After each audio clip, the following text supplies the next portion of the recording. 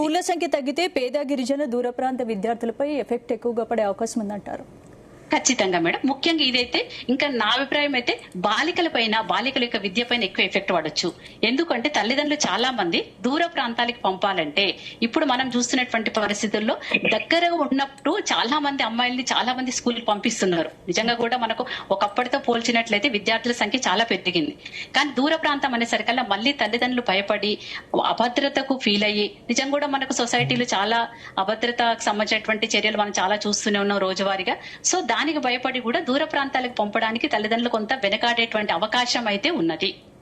So వీటన్నిటి దృష్టిలో పెట్టుకొని మనం అసలు కారణాన్ని కనుక్కొని స్కూల్స్ రేషనలైజేషన్ చేయకుండా సాధ్యమైనంత వరకు ఆయా పాఠశాలల్లో ఆయా గ్రామాలలో పాఠశాలను కొనసాగించేలాగా ప్రభుత్వాలు చర్యలు తీసుకుంటే బాగుంటది అనేది మా యొక్క అభిప్రాయం అండి.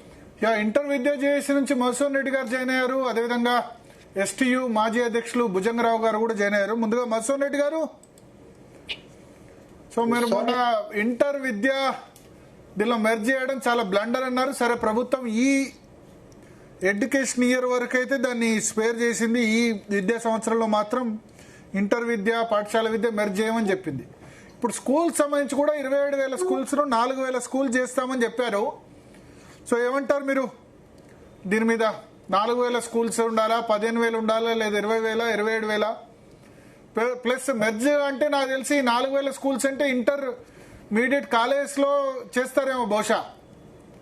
నెక్స్ట్ ఇయర్ నుంచి ఇంటర్ విద్య కూడా మెర్జ్ చేస్తామన్నారు కదా పాఠశాల విద్యలో.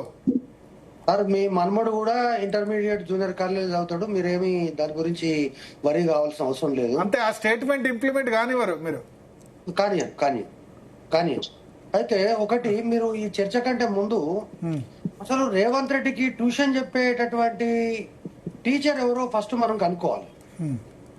ఈ రేవంత్ రెడ్డి అనేటటువంటి ఈ వ్యక్తికి ఎవరు ట్యూషన్ చెప్తున్నారు అనేటటువంటిది నేను చర్చ చాలా రోజుల నుంచి ప్రయత్నం చేస్తున్నా కానీ నాకు ఇక్కడ రేవంత్ రెడ్డికి ట్యూషన్ చెప్పే టీచర్ ఎవరో నాకు దొరకలేదు.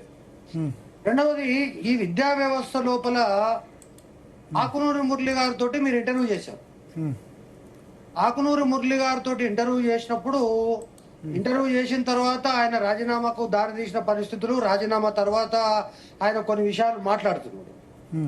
మాట్లాడిన తర్వాత ఆయన నిన్న తమిళనాడు ముఖ్యమంత్రికి సూచన చేస్తూ ఎల్కేజీ నుంచి 9వ తరగతి వరకు మీరు ఇంగ్లీష్ మీడియంలో స్కూల్స్ పెట్టాలని ఆయన సూచనలో ప్రముఖమైనటువంటి సూచన. సో కాబట్టి మరి ఇక్కడనేమో ఇంటర్మీడియట్ వరకు అన్నాడు, ఆ తర్వాత అక్కడ నాడు నేడు అన్నాడు, మళ్ళీ తమిళనాడు పోయి 9 అన్నాడు. ఇదంతా కూడా ఏందనేది వేరే విషయం.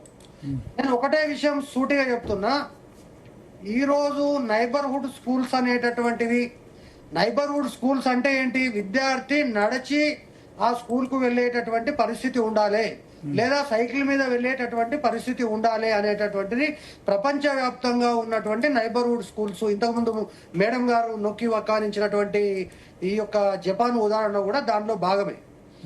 ఇక్కడ స్కూల్ అనేటటువంటిది ఈ రోజు ఉన్నటువంటి పరిస్థితులలో మేము చదువుకున్నటువంటి ఎడ్యుకేషన్ అనేటటువంటిది ఒక ప్రధానమైనటువంటి క్రైటీరియా.